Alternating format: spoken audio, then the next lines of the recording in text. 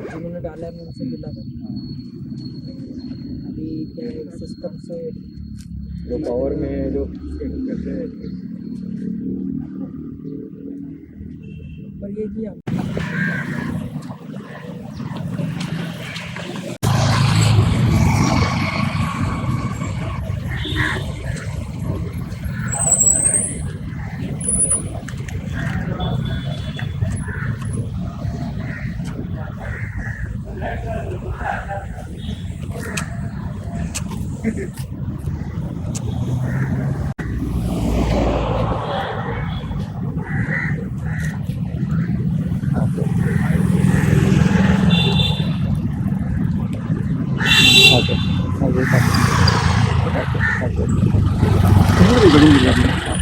मेरा नाम राकेश शर्मा है और मैं अभी कुछ महीने से गोवा में था। तो गोवा में जो फॉरेस्ट को लेके थोड़ा चल रहा है, तो उसके लिए मैंने फ़ैसला किया कि भी मैं 1000 किलोमीटर राइड करूँगा गोवा के अंदर। और इसमें मैं लोगों से बात करूँगा, अगर मेरी आवाज़ गवर्नमेंट तक पहुँचे तो मैं उनसे बोलूँगा कि जो भी आपने फॉरेस्ट को लेके पॉलिसीज़ बनाई है उसको सोचे थोड़ा। इससे पहले मैंने काठमांडू से दिल्ली किया था और कश्मीर टू कन्याकुमारी सोलो किया था साइकिल से। उस दौरान भी मैं गोवा आया था। तो अभी मेरा जो मोटिव है 1000 किलोमीटर गोवा के अंदर साइकिल शुरू करना आज से, और जितने ज़्यादा से ज़्यादा लोगों से मिल सकूँ, लोगों से बात कर सकूँ एनवायरनमेंट के बारे में, उसके बारे में इसलिए कर रहा हूँ मैं। गोवा में क्या दिखा तुमको? डिस्ट्रक्शन दिखा कि अच्छा गोवा दिखा?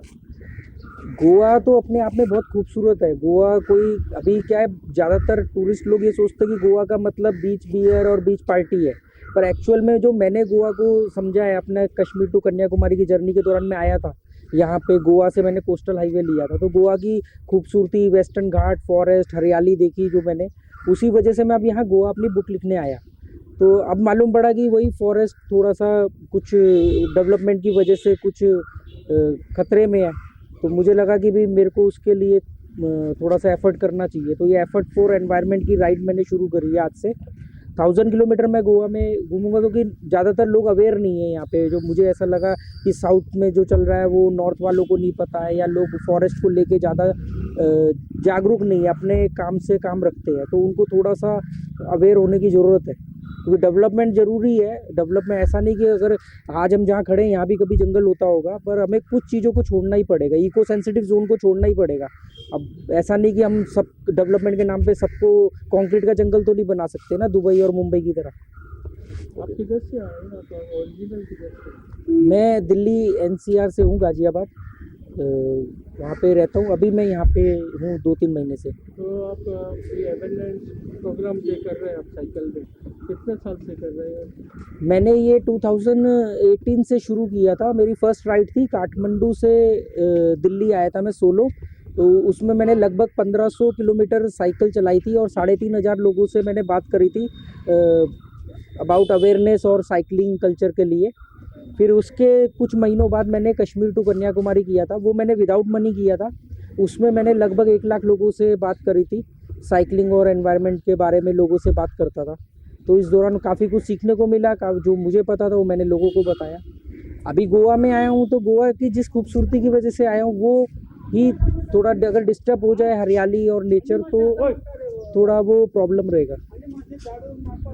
और आपका ये जो एम है, क्या एम है और क्या मैसेज देना चाहते हैं? मैसेज फ़िलहाल तो अगर खाली अभी हम गोवा की बात करें, क्योंकि ये जो राइड है ये इंडिविजुअल गोवा के लिए है, स्पेशल मतलब गोवा, इसीलिए मैंने इसको गोवा के अंदर ही सीमित रखा है कि मैं 1000 किलोमीटर गोवा के अंदर चलाऊंगा, ज़्यादा से ज़्यादा लोगों से बात करूंगा। एम ये है कि लोगों को मालूम होना चाहिए कि फॉरेस्ट का महत्व क्या है। डेवलपमेंट के नाम पे आप फॉरेस्ट को, आप एक मैच्योर पेड़ को नहीं काट सकते। एक मैच्योर पेड़ और एक यंग पेड़ के बीच में बहुत बड़ा डिफरेंस होता है। आप 300-400 साल पुराने पेड़ काट के उसकी जगह 10 पेड़ लगा के उसको कवरअप नहीं कर सकते। तो आपको कैसे मालूम पड़ा ये सब डिस्ट्रक्शन चल रहा है गोवा में होने वाला? यहाँ पे जब मैं आया तो लास्ट टाइम भी जब मैं K2 पे कर रहा था, तो उस दौरान भी कई लोगों से मेरी बातचीत हुई थी, उनके संपर्क में आया, सोशल मीडिया के थ्रू मालूम पड़ा। फिर मैं खुद भी गया उस जगह पे, वहाँ के लोगों से बात किया कि क्या जेन्युइन क्या है। हो सकता है गवर्नमेंट अपने हिसाब से डेवलपमेंट का काम कर रही है, पर फिर भी आपको पता है कि हमारे संविधान में भी एक ये राइट दिया गया है, एक हमारा फंडामेंटल राइट है और एक हमारी फंडामेंटल ड्यूटी भी है उसमें कि अगर आपके सामने कुछ हो रहा है तो आप कम से कम एटलीस्ट उसके लिए आवाज़ तो उठाओ। तो ये फंडामेंटल राइट के साथ साथ फंडामेंटल ड्यूटी का भी सवाल है। तो इधर से आप किधर जाने वाले हैं अभी? अभी आज मैंने ये राइड सुबह 8 बजे शुरू करी है। वाघाटर से मैं अभी पंजिम आया हूँ और पंजिम से अभी मैं मीरामार डोनापोल होते हुए ओल्ड गोवा जाऊँगा और ओल्ड गोवा बेम्बोलिम ओल्ड गोवा होते हुए पोरवरिम और मापसा होते हुए शाम तक आज का मेरा जो गोल है लगभग 100 to 120 किलोमीटर आज मैं राइड करूँगा। और लोगों का रिस्पॉन्स कैसा मिलता है? अभी तो थोड़ा सा ठंडा है रिस्पॉन्स। एक्चुअली में ये एक माइंडसेट की बात होती है। कुछ लोग ऐसे होते हैं जो बहुत ज़्यादा एनवायरनमेंट के लिए सोचते हैं पर वो कर नहीं पाते, और कुछ लोग सोचते भी नहीं हैं और करते भी नहीं हैं। तो आपको हर तरह के लोग रास्ते में मिलेंगे। कुछ लोग आपको देख के इग्नोर कर देंगे और कुछ लोग आपसे बात करना चाहते हैं कि आप ये क्यों कर रहे हो, आप हम भी करना चाहते हैं, कर नहीं पाते, वो एक अलग बात है। तो सोचना ही अपने आप में बहुत बड़ी बात है। कम से कम आप सोच तो रहे हो, अब लोग सोच ही नहीं रहे। तो जो नहीं सोच रहे मैं उनको पहले ये कहना चाह रहा हूँ कि आप सोचना तो शुरू करो ना।